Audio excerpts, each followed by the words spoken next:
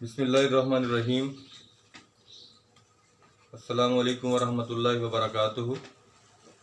Dear students, तो आज का हमारा टॉपिक बायोलॉजी के मुतल्लिक़ है,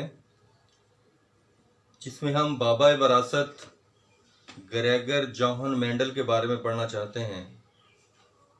father of inheritance. Gregor John Mendel अपने पेशे के एतबार से मॉन्क था, यानी प्रीस्ट, जिसको पादरी कहते हैं। कलंदर, जाहिद, आबिद इसका मतलब होता है, जो कब्रस्तान के हफाजत के लिए जो है वहाँ पर मौजूद है और अपनी खानकाह के अंदर जो है वो मुख्तलिफ़ किस्म के एक्सपेरिमेंट कर रहा है। कोई ऐसे काबिल कदर शख्सियत नहीं है, लोगों की नज़रों से दूर वीराने के अंदर वो अपने एक्सपेरिमेंट कर रहा है। चूँकि कलंदर हो, आबिद हो, जाहिद हो, वो शख्स जो है कोई इतनी की मोतबर शख्सियत तब नहीं समझा जाता जब वो मौजूद हो, लेकिन अल्लाह के रास्ते के अंदर वो वहाँ पर जो है कब्रिस्तान की हिफाजत के लिए मौजूद था। पादरी था, मुसलमान नहीं था। तो 1854 के अंदर 1854 में वो अपनी खानकाह के अंदर एक्सपेरिमेंट कर रहा है। 30 साल तक वो अपने एक्सपेरिमेंट करता रहा और 1884 में उसकी डेथ हो गई। 1854 के अंदर एक्सपेरिमेंट किए उसने, शुरू करता रहा, 30 साल तक अपने एक्सपेरिमेंट करता रहा। उसके रिजल्ट्स जो है अपनी बुक के अंदर लिखता रहा। किसी ने उसकी तरफ तवज्जो नहीं दी कि ये बाबा जो यहाँ बैठा काम कर रहा है कौन है, क्या काम कर रहा है। किसी ने आंख पलट कर भी नहीं उसकी तरफ देखा। 1884 के अंदर उसकी डेथ हो जाती है। डेथ के बाद भी 16 साल गुजर जाते हैं और 1900 के अंदर, यानी उसकी डेथ के 16 साल बाद, उसकी बुक को देखा जाता है। चंद लोग गए होंगे वहां पर, हो सकता है कि कब्रिस्तान में जो है वहां पर गए उसकी खानकाह के ऊपर, वहां पर उन्होंने उसकी बुक को पढ़ा, देखा, और देखने के बाद उसके लिखे हुए जो रिजल्ट्स हैं उनको साइंटिफिक सोसाइटी के अंदर जो है वो पेश किया।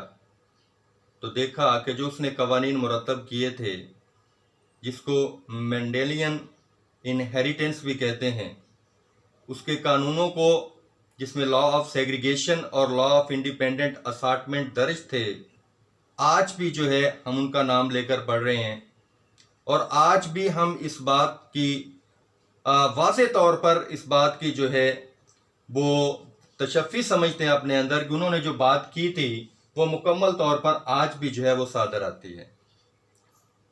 1854 के अंदर एक्सपेरिमेंट कर रहा है, 1884 के अंदर मर जाता है और मरने के 16 साल बाद उसके काम को देखा गया।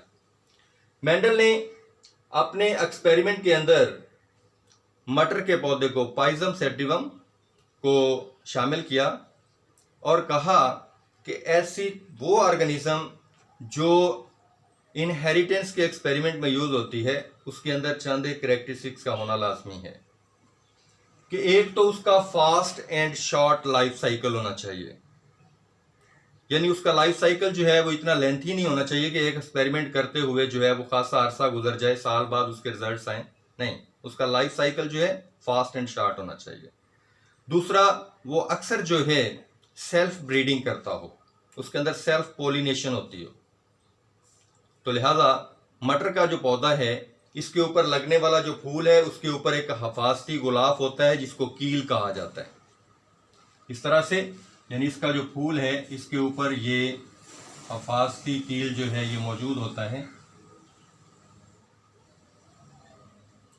ये हफाजती कील जो है ये उसके अंदर जो ये उसके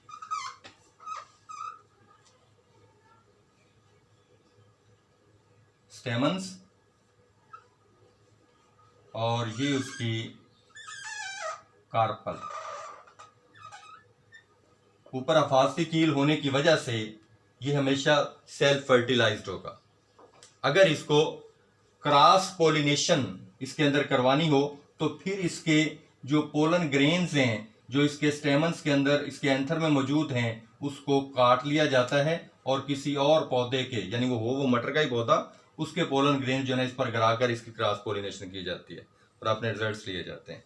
तो ये क्रॉस पोलिनेशन भी इसके अंदर मुमकिन हो सकती है, लेकिन ज़्यादातर जो है अगर ये बजाते खुद ये पोलिनेट होगा तो वो सेल्फ पोलिनेट होगा।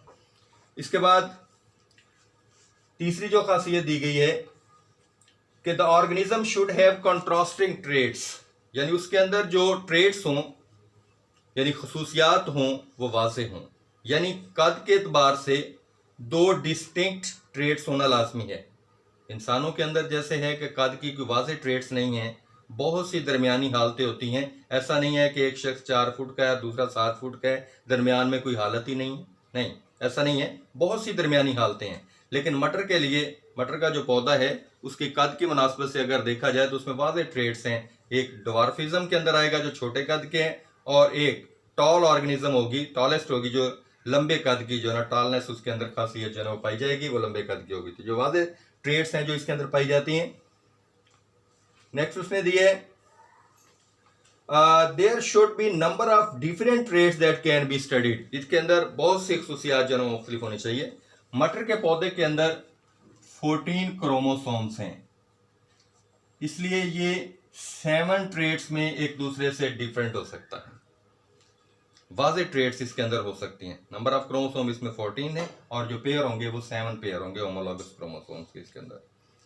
नेक्स्ट जो है मेंडल ने अपना पहला कानून जो है लॉ ऑफ सेग्रीगेशन पेश किया। उसने क्या किया कि इसके शक्ल के एतबार से यानी शेप के एतबार से उसने बीज लिए, जिसमें कैपिटल आर ये राउंड को डिनोट करता था, यानी कैपिटल आर जो है ये राउंड बीज होंगे शक्ल के एतबार से, और जो स्मॉल आर थे ये रिंकल्ड थे। रिंकल्ड का मतलब क्या होता है, झिरीदार थे, यानी इसके अंदर झरी थी। जैसे ये मुकम्मल गोल हैं और ये जो है इसके अंदर ऊपर जो है इस तरह से ये झरी मौजूद होती है, तो ये रिंकल्ड थे।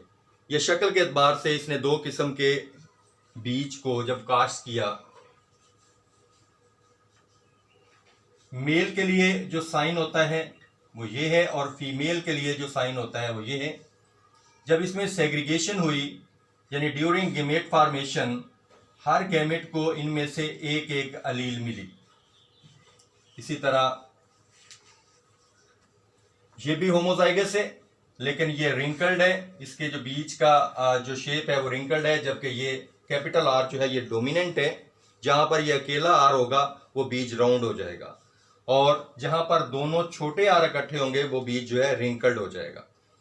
तो अब बिला इम्तियाज फर्टिलाइजेशन के नतीजे में इधर से ये और इधर से ये कैपिटल आर स्मॉल आर, फिर इधर से ये कैपिटल आर स्मॉल आर, इधर से ये कैपिटल आर स्मॉल आर, और इधर से ये और इधर से ये कैपिटल आर स्मॉल आर। तमाम पौधे हेटेरोजाइगस हैं, यानी जो ऑफस्प्रिंग पैदा हुई है ये पेरेंटल कॉम्बिनेशन था, P1 हम इसको कह सकते हैं। यहाँ पर जो इसकी जनरेशन पैदा हुई है F1 यानी फर्स्ट फिलीलियल, इसके अंदर अगर देखा जाए तो हमारे पास तमाम जो प्लांट्स हैं हेटेरोजाइगस हैं, लेकिन सारे के सारे राउंड हैं। राउंड क्यों है? क्योंकि इसमें कैपिटल आर मौजूद है। कैपिटल आर एक डोमिनेंट खासियत है।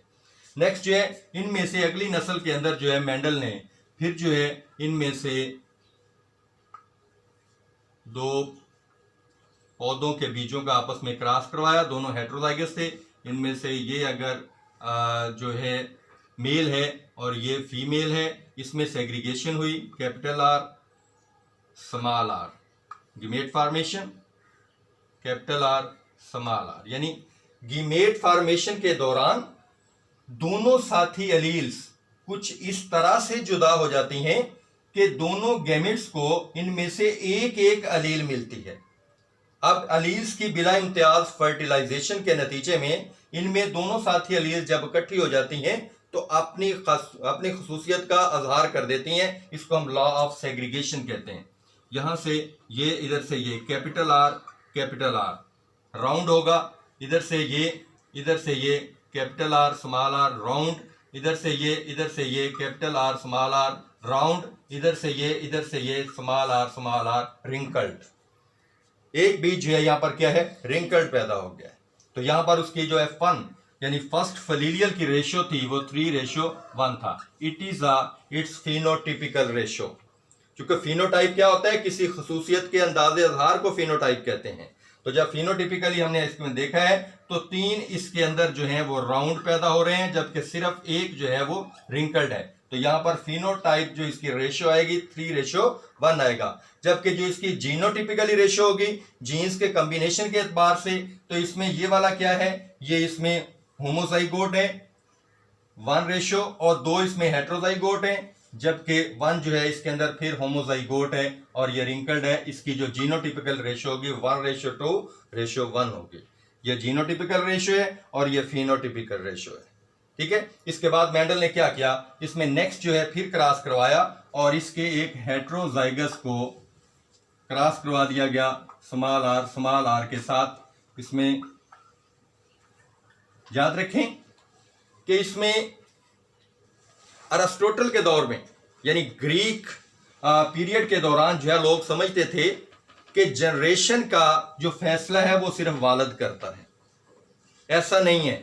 मेंडल ने क्या किया, इसमें उसने इनकी खसूसियात बदल कर भी क्रॉसेस करवाए, यानी ये खासियत जो है फीमेल की रख ली और ये मेल की रख ली, तब भी इसके रिजल्ट्स यही आए। ऐसा क्रॉस जिसमें जानदारों की खसूसियात बदल कर, यानी मेल को फीमेल की जगह पर रखकर और फीमेल को मेल की जगह पर रखकर क्रॉस करवाया जाए तो फिर भी जो है ना उसकी जो खासियत है वो वैसे की वैसे जाहिर होती है। ऐसे क्रॉसेस को हम रेसिप्रोकल क्रॉस कहते हैं।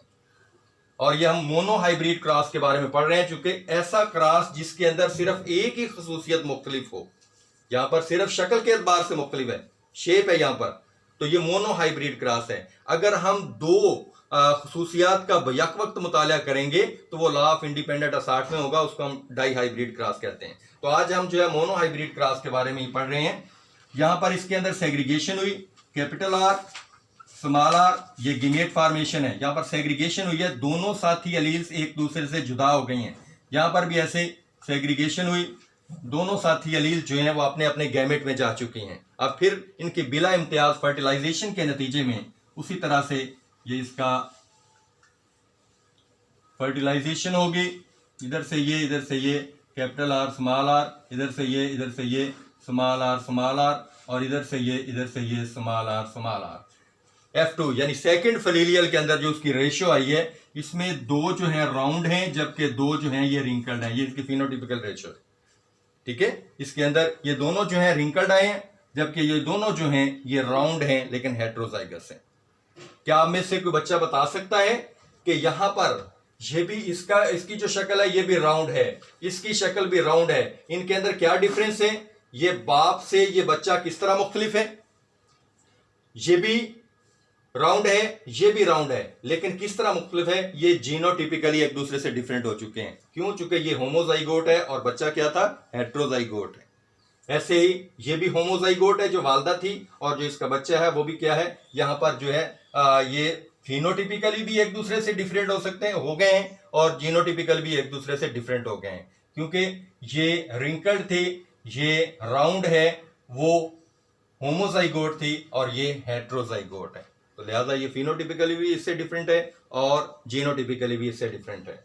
कल इंशाल्लाह हम जो है लॉ ऑफ इंडिपेंडेंट असार्टमेंट के बारे में पढ़ेंगे। आज उम्मीद करता हूं कि मेंडल की ये वरासत के कवानीन जो हैं इसको आप समझेंगे और तमाम ऑर्गेनिजम्स जो सेक्सुअल रिप्रोडक्शन के जरिए से अपने बच्चे पैदा करते हैं उनके ऊपर ये असूल जो है वो सादर आते हैं। और आज भी हम अप्रिशिएट कर रहे हैं कि इसको ग्रेगर जॉन मेंडल को, जिसने हमें इनहेरिटेंस के मुतल्लिक बहुत अच्छे जो असूल जो है वो पेश किए, जो आज भी सादर हैं और आज भी जो है इसके ऊपर हम बात कर रहे हैं। ऐसे लोगों के नाम अल्लाह हमेशा ज़िंदा रखता है जो इंसानियत की खिदमत कर जाते हैं। दुआ करता हूँ कि अल्लाह ताला की ज़ात हमें भी इंसानियत की खिदमत करने की तौफीक अता फरमाए। अस्सलाम।